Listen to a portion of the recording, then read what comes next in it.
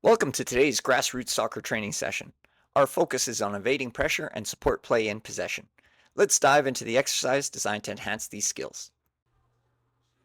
We begin with the simultaneous 1v1 to gates exercise.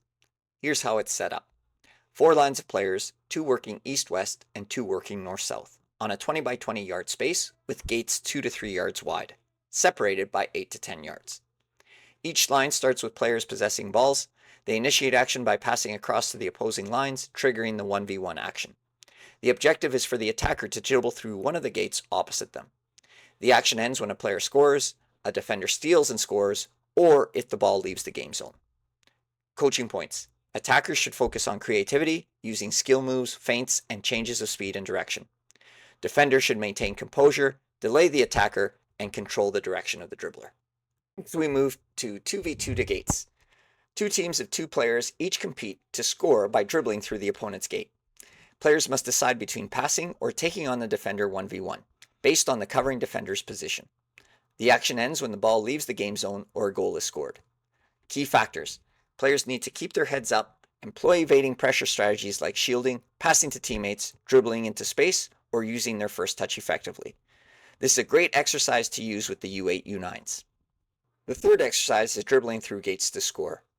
2 teams line up at opposite ends. Coach serves the ball into the middle of game zone as 2 members from each team look to win possession.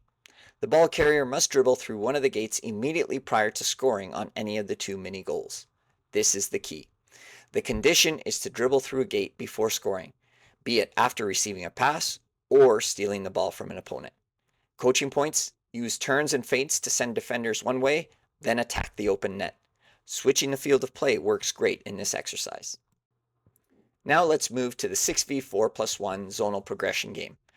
This game should only be used with the U10 and U11 players.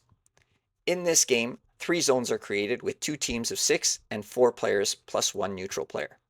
The goal is to switch the field as many times as possible, with 3v1 in each zone and 2 defenders in the middle zone pressing the neutral player.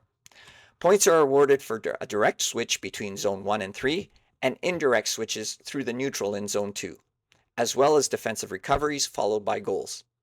Adjust the difficulty by changing the number of defenders or the space size. Coaching points: emphasize passing lines, body orientation, and attracting defenders in possession, while defenders should focus on blocking passing lines and pressing effectively. Finally, we have the King's Court. Set up mini fields for 3v3 games. When a team scores, the losing team is replaced by a waiting team. Keep the ball moving with quick restarts and integrate session learnings. Remember, coaches, the 2-ball rule. Key factors: players should apply their evading pressure and support play skills learned in previous exercises to succeed in this competitive format. These exercises are designed to improve your players' ability to evade pressure and support their teammates in possession.